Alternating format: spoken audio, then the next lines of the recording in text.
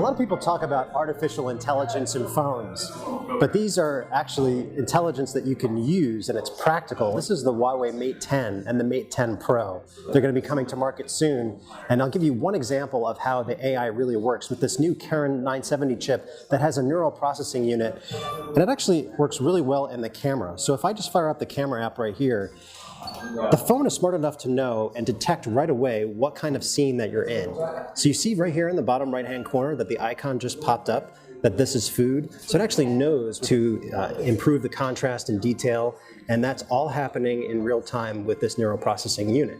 If I go over here to the flowers and I take a shot here, you'll see that automatically it also bumped up the colors in the background, and it's very vibrant, and even more so in real life, as you can see. And so if I go into the gallery, you'll see that the image itself is even better than what I'm getting from the Galaxy S8 on the left-hand side. So that's just one of the things that you could do with this Kirin 970 chip. The other thing is that you're supposed to get better performance over time inside a design like this, and it is a pretty good-looking design too.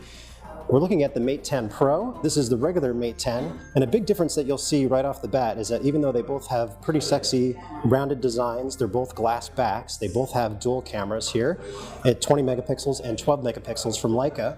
One is monochrome and one is color. The Pro has a more narrow edge-to-edge design. They both have edge-to-edge screens, but the Mate 10 Pro has a 5.9-inch OLED display, and the regular Mate 10 has a 6-inch LCD. We actually prefer this design because it's a little bit easier to use in one hand, despite the fact that you are getting technically a bigger screen. But what do you do when it comes to actually navigating the interface?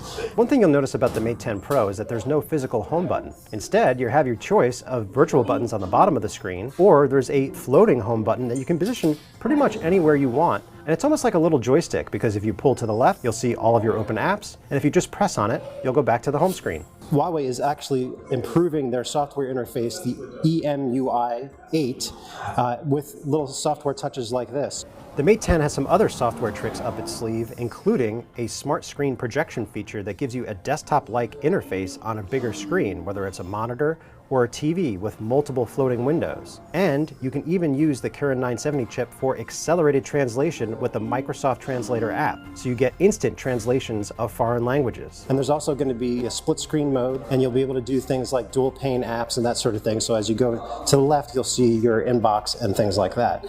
So if we had to take our pick between these two phones, I would probably go with the Mate 10 Pro, because you're getting a little bit of a taller design, but you're getting an OLED display, which I really prefer in terms of the colors. You're getting the same Kirin 970 processor, dual cameras, a fingerprint sensor, USB-C on the bottom. You are not getting wireless charging though. The most amazing thing about both of these phones, if the testing proves out, is that the company is claiming 20 hours of battery life over LTE web surfing. So we're gonna have to see how well it does in our test. But overall, we're impressed with the hardware and especially the AI smarts inside the Huawei 10 and the 10 Pro. This is Mark Springer with Tom's Guide, and stay tuned for our full review.